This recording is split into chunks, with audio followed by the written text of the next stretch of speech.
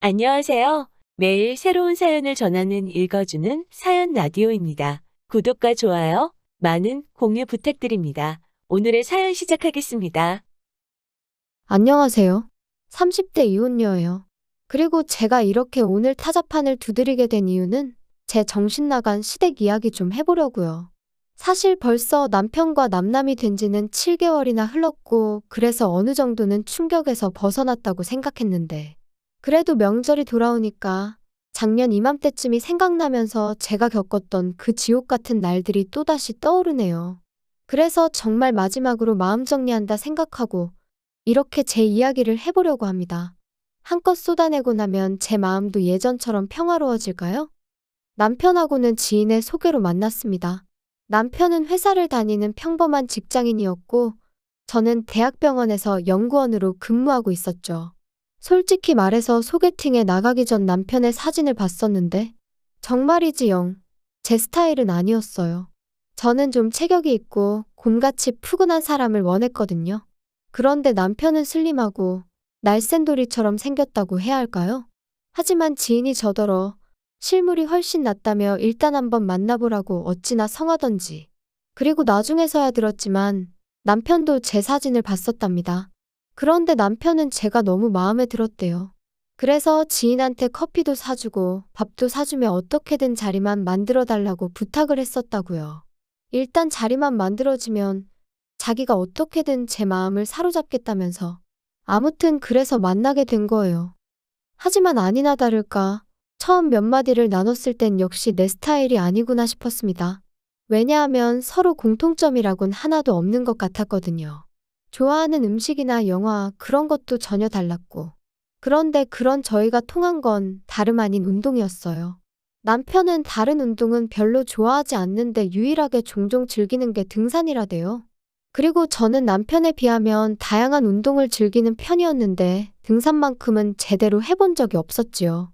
혼자서 산을 오른다는 게 왠지 걱정도 되고 길이라도 잃을까 무서워서 말이에요. 그런데 제가 이런 이야기를 하자 남편은 자기 말로는 자기가 별명이 날다람쥐일 정도로 산에서는 날아다닌다며 언제 한번 같이 가자고 한껏 너스레를 떠는데 실제로 등산 실력이 어떤지를 떠나서 제 앞에서 익살스럽고 너스레를 떠는 그 모습이 마음에 들었어요. 그래서 조만간 등산 한번 같이 가자는 남편의 말에 못 이긴 척 좋아요 했던 게 부부의 연으로 이어질 줄은 몰랐네요. 남편도 저도 각자 일로 바쁘다 보니 데이트는 일주일에 한 번 그것도 산에 오르내리는 게 전부였어요. 그리고 그 정도로 같이 할 시간이 짧다 보니 서로 힘들고 지치는 이야기보다는 좋은 얘기, 재밌는 얘기를 주고받는 일이 대부분이었죠. 그리고 솔직히 그때는 그게 서로에게 유익한 일이라고 생각했습니다. 가뜩이나 회사 생활을 비롯해 여러 가지 일로 받는 스트레스가 이만저만이 아니었는데 같이 있을 때만큼은 그렇지 않았으니까요. 하지만 이혼까지 해본 제가 느낀 건 늘 서로 웃고 지낸다고 좋은 것만은 아닌 것 같아요.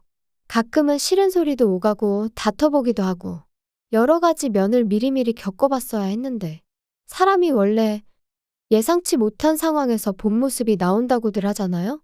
그렇게 치면 남편이나 저나 둘 다 결혼 전 서로의 본 모습을 보여줄 기회가 너무 많이 부족했다 싶거든요.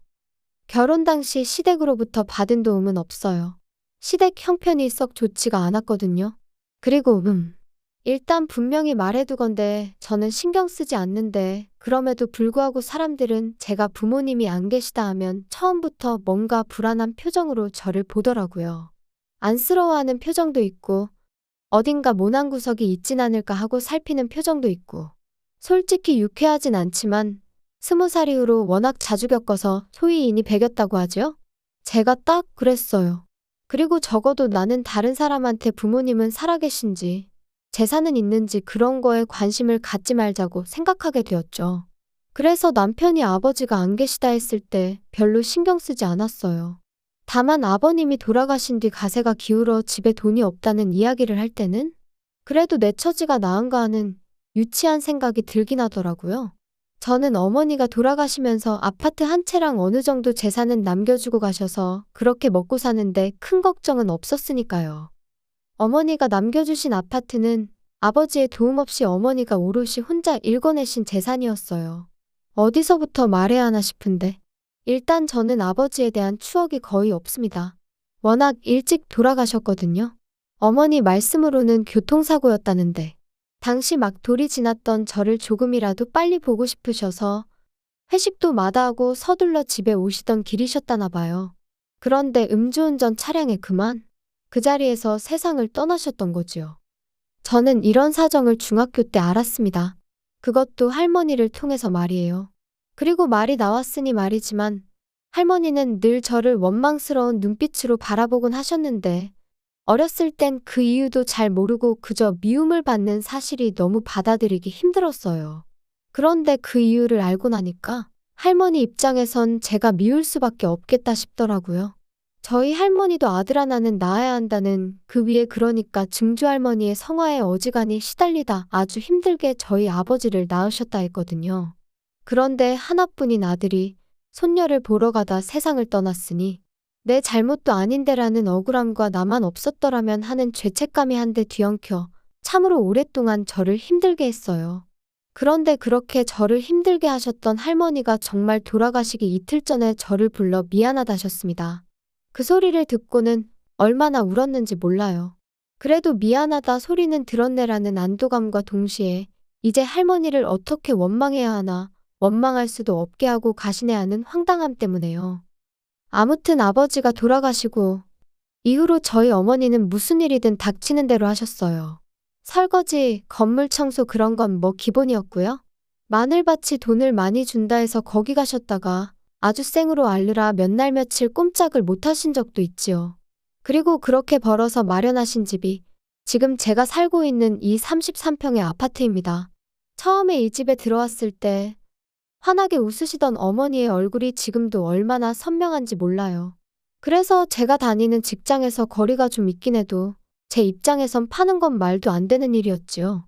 그런데 남편이랑 결혼 이야기가 나오자 남편이 먼저 제 아파트 이야기를 꺼내며 거기서 신혼살림을 차리는 건 어떻냐대요.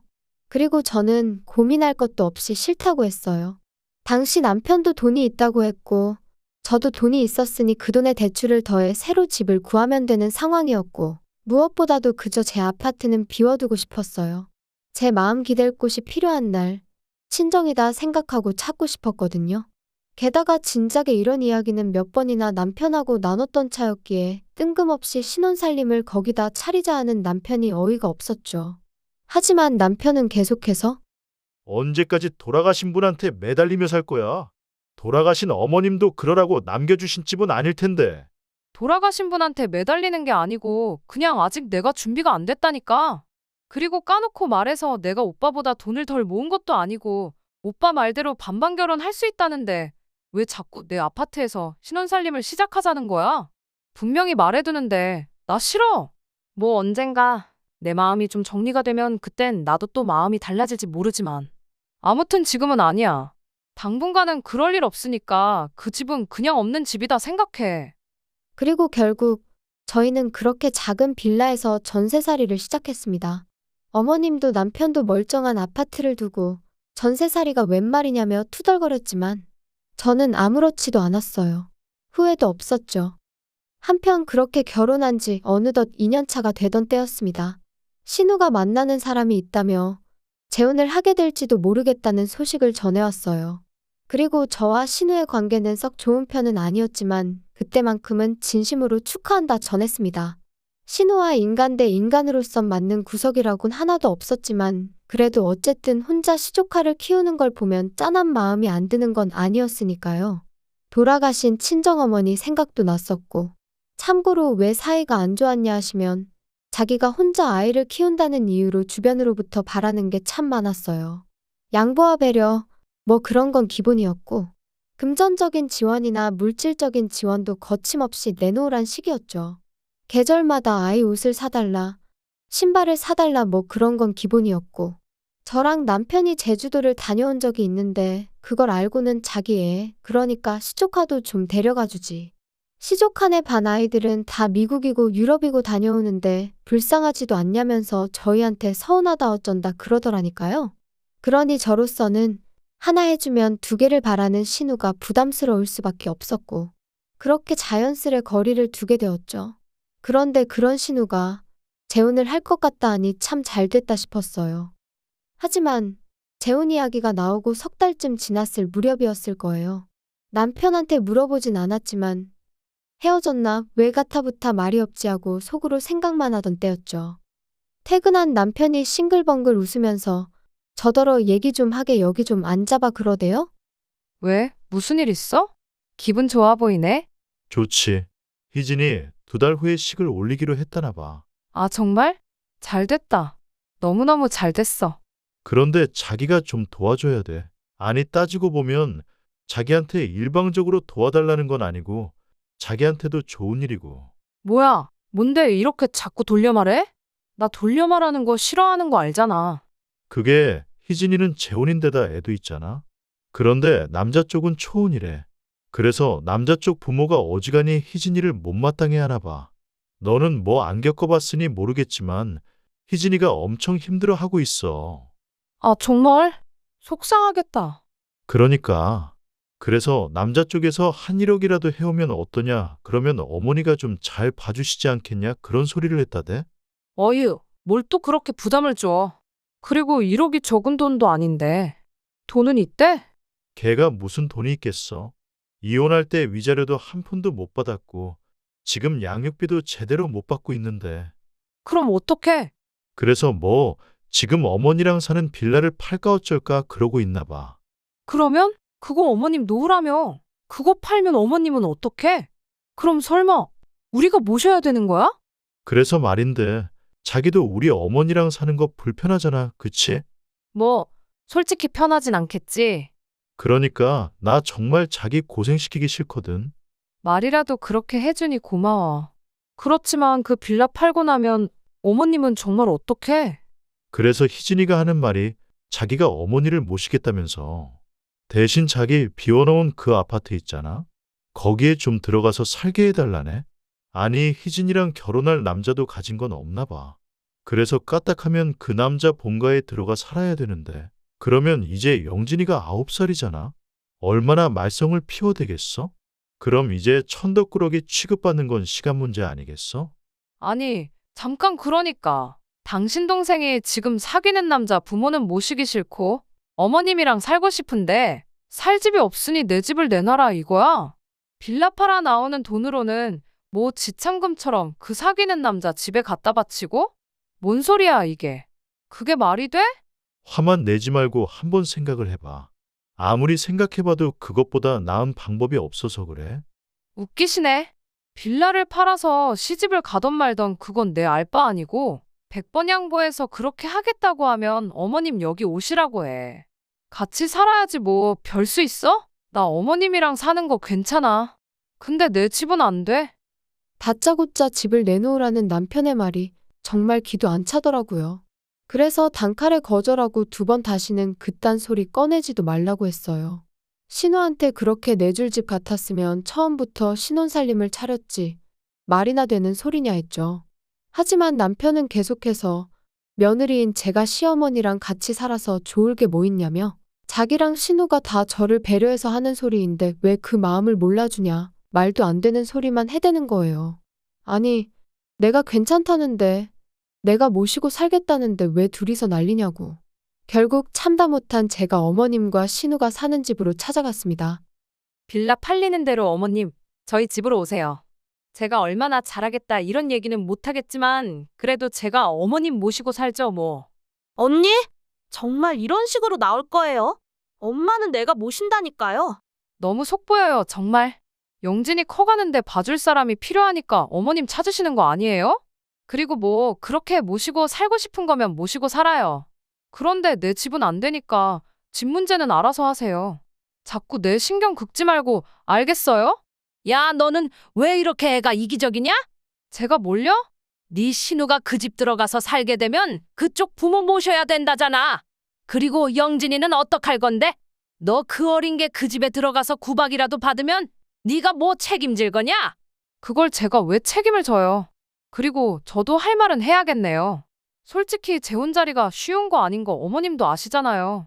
하지만 뭐 신우가 그렇게 한다니 그거에 대해선 제가 뭐 이래라 저래라 말은 안 하겠지만 적어도 남한테 피해는 주면 안 되는 거 아니에요? 왜 저까지 못 살게 구냐고요. 아무튼 어머님, 저희 집으로 오세요. 저랑 살아요. 아시겠어요? 아이고, 안 간다니까. 난 너랑 살기 싫어. 내 딸이랑 살 거야. 그냥 집만 내주면 되는 걸 진짜 너도 유난스럽다. 어머님과 신우, 그리고 저 세 사람이 한창 실랑이를 한 끝에 집에 왔어요. 그리고 남편과는 한 일주일 동안 서로를 마치 유령 취급하며 지냈죠. 솔직히 저럴 거면 왜 집에는 꼬박꼬박 들어오나 싶더라고요. 그냥 나가버리지. 아무튼 저는 까놓고 불편한 건 하나도 없었어요. 평소처럼 출퇴근하고 밥 차려 먹고. 반면에 남편은 불편한 게 한두 가지가 아니었겠죠. 지 먹을 거라곤 라면밖에 못 끓여 먹는 인간이었으니 옷도 안 다려주니까 오기로 그러는 건지 뭔지 군대까지 다녀온 사람이 지 셔츠 하나 다림질도 못해서 꼴사납게 나가더라니까요. 하지만 뭐 그러던지 말던지 내 알바냐 내버려뒀어요. 그랬더니 이제 더는 안 되겠다 싶었는지 저더러 얘기 좀 하자고 하더라고요. 용건만 간단히 해. 이제 뭐 사과할 마음의 준비라도 된 건가? 사과는 무슨, 내가 너한테 뭐가 미안해야 되냐? 너야말로 이제라도 우리 어머니랑 내 동생한테 사과해라. 그 두 사람이 너 때문에 얼마나 속상해하고 서운해했는지 알아? 야, 너 솔직히 내 동생이 재혼하는 거 싫지? 싫어서 지금 회방 놓는 거지? 아니, 이건 또 무슨 소리야. 내가 왜 신우 재혼을 방해하니? 재혼을 하든 사혼을 하든 사혼을 하든 난 상관없어. 단지 내 집을 왜 탐내냐 이거야. 그리고 어머님을 내가 모시겠다는데 도대체 뭐가 문제야? 밖에 나가서 아무나 잡고 물어봐. 오갈 곳 없어지게 생긴 어머님을 모신다는 며느리랑 안 온다고 버티면서 며느리 집이나 내놓으라는 어머님이랑 누가 더 이상한 건지. 우리 엄마는 희진이랑 살고 싶다시잖아. 영진이도 키워주셔야 된다고. 아니, 효도도 부모님이 원하시는 대로 해드리는 게 효도지. 너 하고 싶은 대로 하면 그게 효도냐? 아우, 알았어. 그럼 안 모시면 될 거 아니야? 하지만 그런다고 내 집도 못 들여. 나 지금 분명히 말하는데 안 모셔. 넌 진짜 이기적이다. 너 이렇게 이기적으로 살 거면 결혼은 왜 했냐? 뭐? 내가 그럼 뭐 당신하고 어머님 그리고 신우 입맛대로 꼭두각시 마냥 살려고 결혼한 줄 알았어? 당신이야말로 결혼이 뭐라고 생각한 거야? 진짜 어이없네. 우리 둘 다 결혼 잘못한 거 맞지? 그래, 이쯤에서 갈라서자고. 그리고 결국 허무하게도 그렇게 저희의 짧은 결혼 생활은 막을 내리게 되었습니다. 남편은 남편대로 저한테 질릴 대로 질렸다고 난리였고 저는 그런 남편에게 이혼해 줄 테니 재산 딱 반반 갈라서 그걸로 네 여동생 시집을 보내든 어머님을 요양원으로 모시든 아니면 네가 다 데리고 살든 네 마음대로 하라고 했어요. 이번에 어떻게 잘 넘어간들 다음에라고 제 아파트 넘보지 않을 거라는 보장도 없고 솔직히 제가 벌어서 산 아파트면 그래 좋은 게 좋은 거다 하고 신혼살림부터 아예 거기서 차렸을지도 몰라요.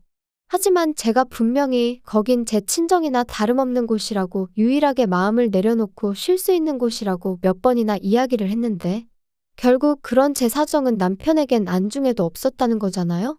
그런 인간하고 한 입을 덮고 더 살아서 뭐 하겠나 싶더라고요.